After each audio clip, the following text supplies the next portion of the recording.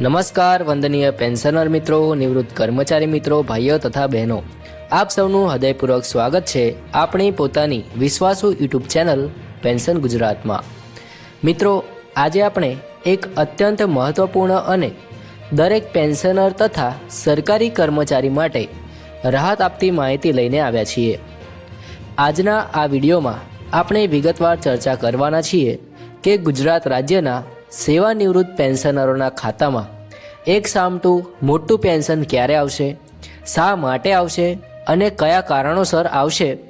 આ તમામ માહિતી આજે આપણે મેળવવાના છીએ। તો મિત્રો, આ મહત્વપૂર્ણ માહિતી મેળવવા માટે વિડીયો અંત સુધી જરૂરથી જોતા રહેજો।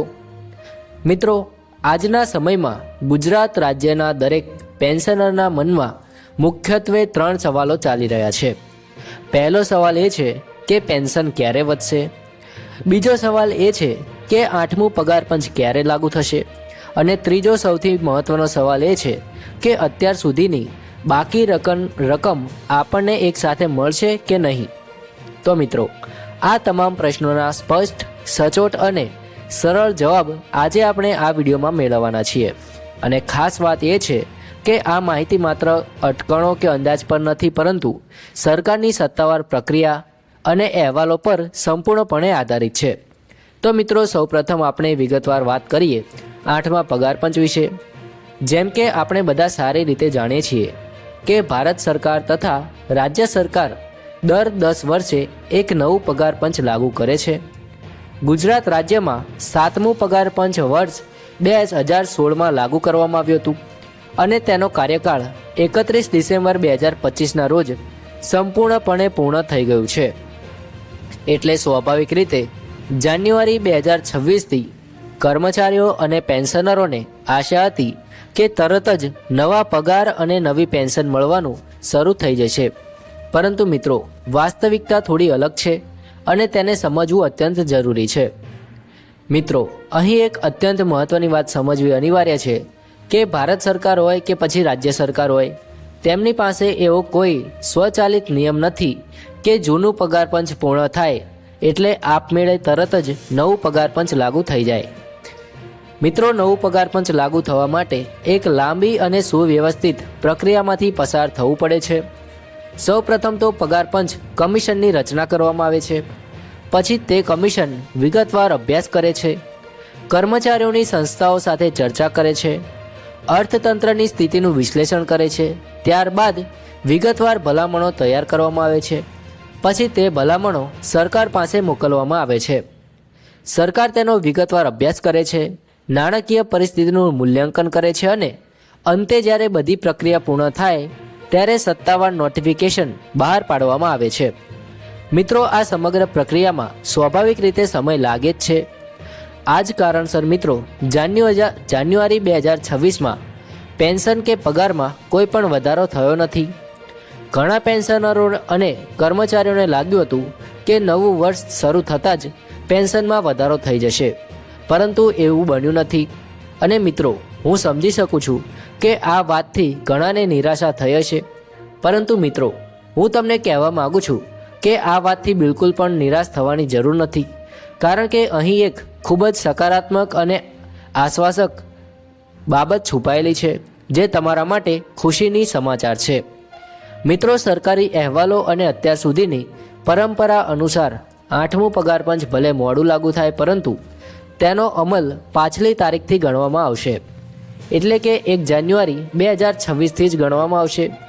મિત્રો, આનો સીધો અને સ્પષ્ટ અર્થ એ થાય છે કે જ્યારે પણ 8મું પગાર પંચ લાગુ થશે ત્યારે કર્મચારીઓ અને પેન્શનરોને જાન્યુઆરી 2026થી લઈને અમલીકરણની તારીખ સુધીની સંપૂર્ણ બાકી રકમ એકસાથે આપવામાં આવશે।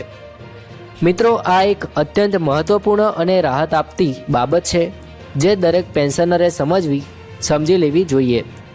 હવે મિત્રો, આવીએ સૌથી મહત્વના પ્રશ્ન પર કે 8મું પગાર પંચ ચોક્કસપણે ક્યારે લાગુ થશે। તો મિત્રો, હાલના સત્તાવાર અહેવાલો અને સરકારી પ્રક્રિયાને ધ્યાનમાં લેતા એવું માનવામાં આવે છે કે 8મું પગાર પંચનું નોટિફિકેશન 2026ના બીજા ભાગમાં અથવા 2027ની શરૂઆતમાં આવી શકે છે।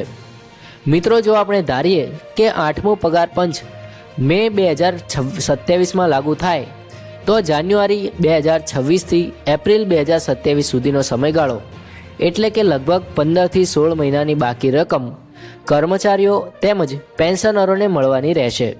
અને મિત્રો, આ કોઈ નાની રકમ નથી. મિત્રો, હવે સૌથી ખુશીની અને રાહત આપતી બાબત એ છે કે આ સંપૂર્ણ બાકી રકમ તમને એક જ હપ્તામાં એટલે કે એક સામટું જ ચૂકવવામાં આવશે.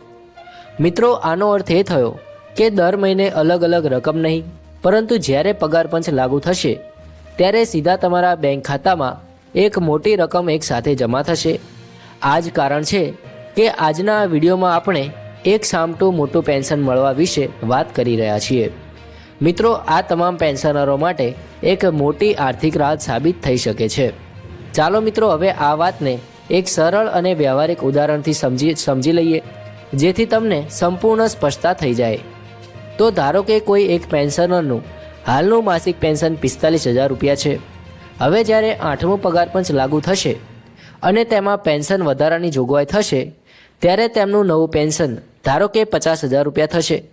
તો મિત્રો, આનો અર્થ એ થયો કે દર મહિને તેમને 5,000 રૂપિયાનો વધારો મળશે.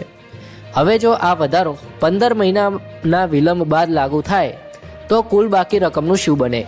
તો મિત્રો, 5,000 ગુણ્યા 15 મહિના એટલે કે 75,000 રૂપિયા. અને આ સંપૂર્ણ 75,000 રૂપિયા પેન્શનરને એક જ વખત એટલે કે એક જ હપ્તામાં આપવામાં આવશે. મિત્રો, જરા કલ્પના કરો કે જ્યારે આ મોટી રકમ એકસાથે તમારા બેંક ખાતામાં આવશે ત્યારે તે તમારા માટે કેટલી મોટી રાહત હશે. ઘણા પેન્શનરો આ રકમ તેમના આરોગ્ય સંબંધિત ખર્ચ માટે ઉપયોગી થઈ શકે છે. કેટલાક માટે તે ઘર સુધારણા માટે કામ આવી શકે છે, તો કેટલાક પરિવાર માટે આવશ્યક જરૂરિયાતો માટે ઉપયોગી થઈ શકે છે. મિત્રો, આમ તો અત્યારે જે વિલંબ થઈ રહ્યો છે તે કદાચ કંટાળાજનક લાગતો હશે, પરંતુ જ્યારે ભવિષ્યમાં આ બધી બાકી રકમ એક સાથે મળશે ત્યારે તે તમારા માટે એક મોટો આર્થિક સહારો બની શકે છે. મિત્રો, અહીં હું એક વાત ખૂબ જ સ્પષ્ટ કરી દેવા માંગુ છું કે આ માહિતી કોઈ અટકણો કે અંદાજ પર આધારિત નથી. આ સંપૂર્ણપણે સરકારની સ્થાપિત પ્રક્રિયા અને અગાઉના પગાર પંચોના અનુભવ પર આધારિત છે. અગાઉ પણ જ્યારે પગાર પંચ લાગુ થયા છે ત્યારે આ જ રીતે પાછલી તારીખથી અમલમાં ગણવામાં આવે છે અને બાકી રકમ એક સાથે આપવામાં આવી છે.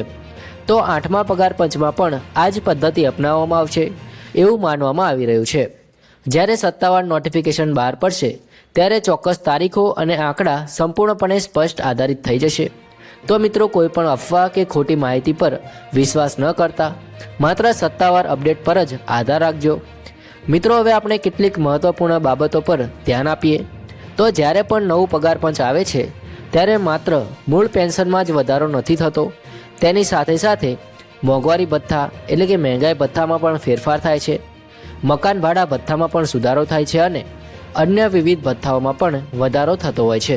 તો મિત્રો, જ્યારે 8મો પગાર પંચ આવશે ત્યારે આ તમામ બાબતોને ધ્યાનમાં રાખીને સંપૂર્ણ ગણતરી કરવામાં આવશે અને તમામ બાકી રકમ એક સાથે તમને મળશે. આથી મિત્રો, આશા રાખો અને ધીરજ રાખો.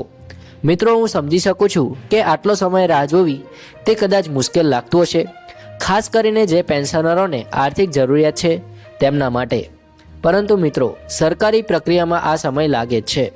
જે કમિશન રચવામાં આવે છે તે સંપૂર્ણ રાજ્યની આર્થિક સ્થિતિ, કર્મચારીઓની જરૂરિયાતો, મોંઘવારીની સ્થિતિ આ બધાનો વિગતવાર અભ્યાસ કરે છે અને પછી જ યોગ્ય ભલામણો કરે છે.